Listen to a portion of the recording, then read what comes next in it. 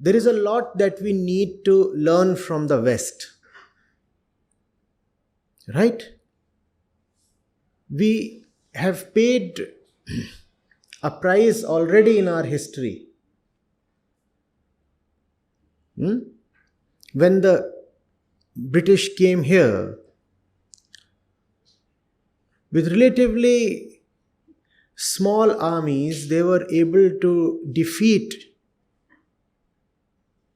the various Indian armies. They fought a lot of battles here. In most of the battles, the British were outnumbered. Their armies were relatively smaller, and still they could win.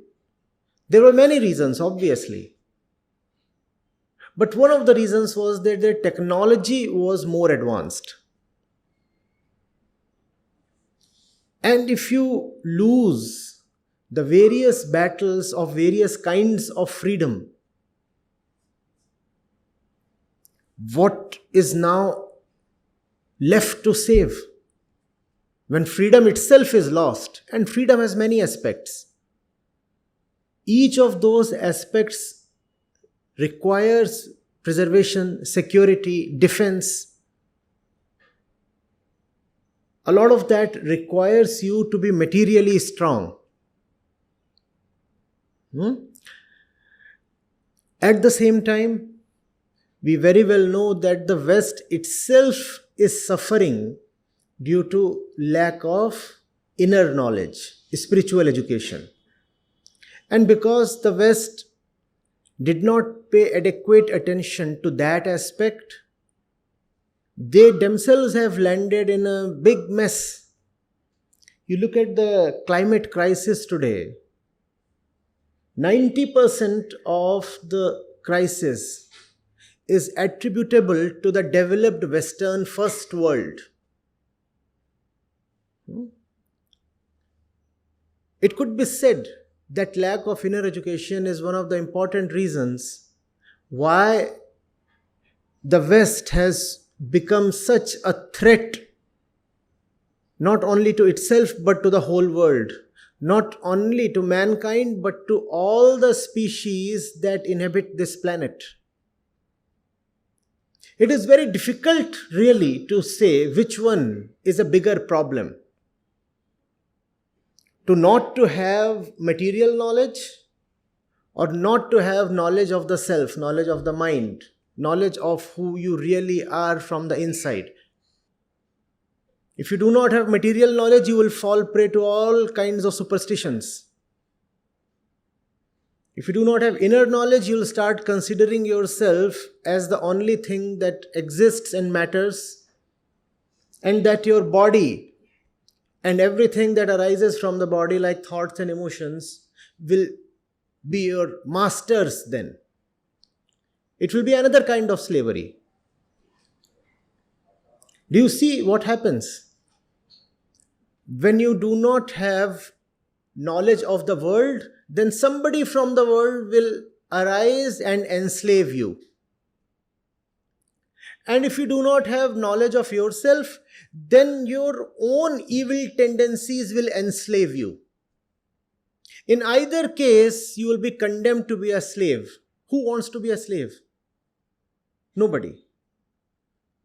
And which slavery is worst? To be enslaved by somebody outside of you, or to be your own slave?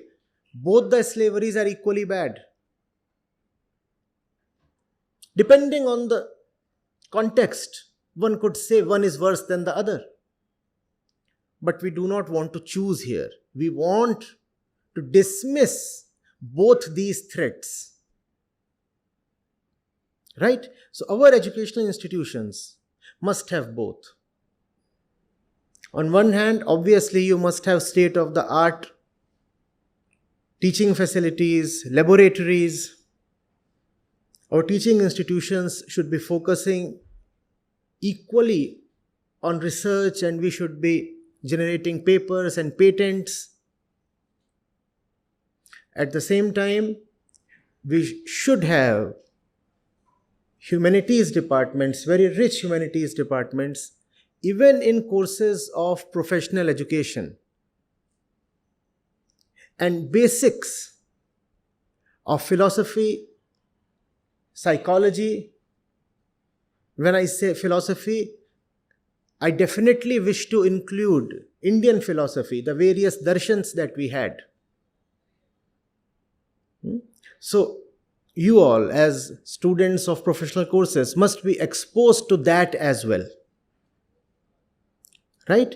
However, by that, I do not in any way wish to take away the importance of professional technical education.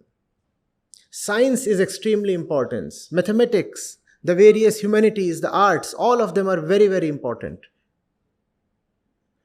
Along with them, we must also have courses that deal with life.